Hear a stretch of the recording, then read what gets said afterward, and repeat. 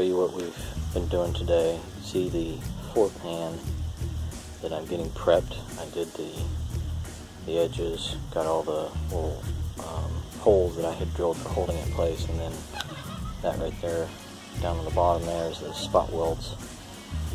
Got them all prepped.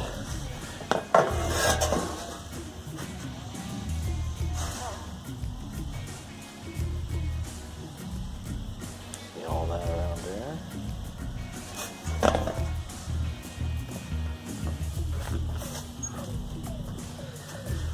And then in here, zoom out, I welded up the places where I had messed up the cross member with the spot weld driller. Welded it up, grinded it down, and then prepped all the way around here. And then down in there, I'm getting ready. I think I'm going to OSFO some of that just to keep it protected.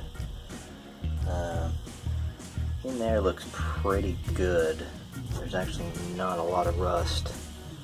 It's a pretty good finish in there. And then I've done all the way around here and on the bottom as well. So I'm going to hit this with some weld through primer to get it prepped for the spot welds. And then probably next time, I don't know if I'll get to it today, I'll set that in there and start welding.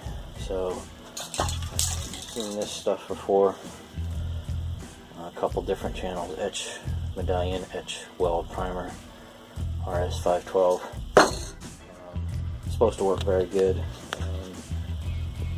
So that's what I'll be using for that. A couple other notes here.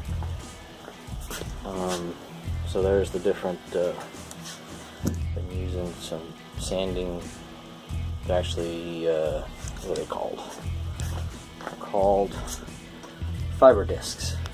All this stuff, these are from Harbor Freight, little 1-inch ones. And then 2-inch sanding discs. And then this was from Russ. I found these online, the Medallion grinding mills. Those things are really, really durable. Do a great job of, after you welded up some stuff, grinding it back down, getting it prepped. They work really well. And then, I covered it up. That's the Eastwood MiG 135. I was a little worried about it because I tried welding with another project on another project when I was doing something for my son's baseball team. I was putting some wheels on a pitching machine, and I used a wire that came with the welder, and it was really bad stuff. But I managed to get some INE welding wire. 025, there it is. The 23. One of the 8-pound spools, 8-inch spools, and with the gas carbon CO2 argon, I think it is, gas on the back there. And when I was welding those spot weld locations up, it was phenomenal. It worked really, really well. Very little splatter, and it grinded really, really nicely when I went to refinish it. So real happy with that so far. We'll see how it does with the much thinner sheet metal. So yeah, I'm getting ready to spray paint, prime all that stuff so it doesn't succumb to the weather, the humidity here in Florida. So yeah, that's it. We'll get back with you next time. Look at what we're doing in the interim. In the process of trying to get this floorboard in the car. You can see I did the edges, ground back the edges and sanded back the edges of the black, I don't know what you call it, primer, whatever it is that comes with it. And then put most of the entire thing in the weld through primer just to keep it from rusting here in the Florida air. You can see the holes marked with the arrows. Those are the ones that I was using for, I guess, tooling purposes, to hold it in place before I got the final cuts made. So there's ones there. I guess there's 4 on the front and 4 on the back. And so I'll be going through right now and welding those up and grinding them back in before we put it back in the car, which is underneath that pile over there. And so that's what we're up to right now. About an hour later, got them all welded up and grinded down, and it looks pretty good. They're nice and smooth. Once you get the little short strand on there, and once you get it welded in place, sanded down, don't think you'll even be able to tell that they're there. It turned out really well.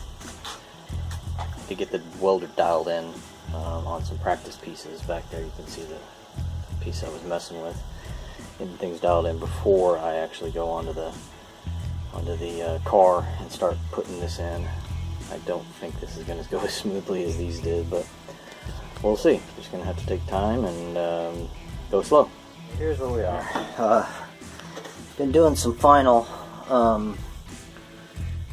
gapping and check fitting. You can see on that corner right there, I got a little bit too wide, but the gap all the rest of the way around is pretty dang good.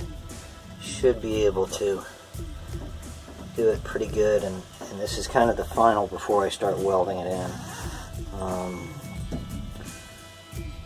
So I'd be lying if I wasn't. This is the first time I've done the real thing. I've been doing practice welds, so one of those things where you're kind of a little scared to start it because you know it's for real. But no guts, no glory, I guess. You just got to go forward, and you're bound to mess it up somehow, and you just got to deal with it when you do. So that's kind of the final check fit. You can see the holes I welded up earlier. So we're about ready to start welding and grinding on this. So I've been using these sheet metal clamps for panel clamps, I guess they're called.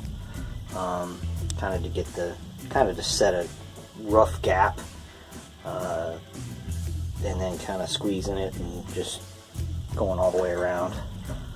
Sorry, probably not moving the camera too much there. So that's what I've been using to set my gaps for the welds.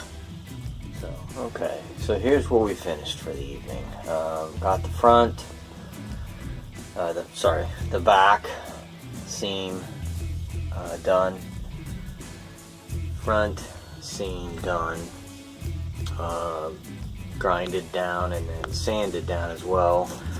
Then I used a hammer, body hammer, to kind of beat the weld down just slightly, so that when we come back and do a little bit of short strand, there'll be a little bit of a divot over the weld, and then you just put a swipe over it and sand it down. It should be fairly level.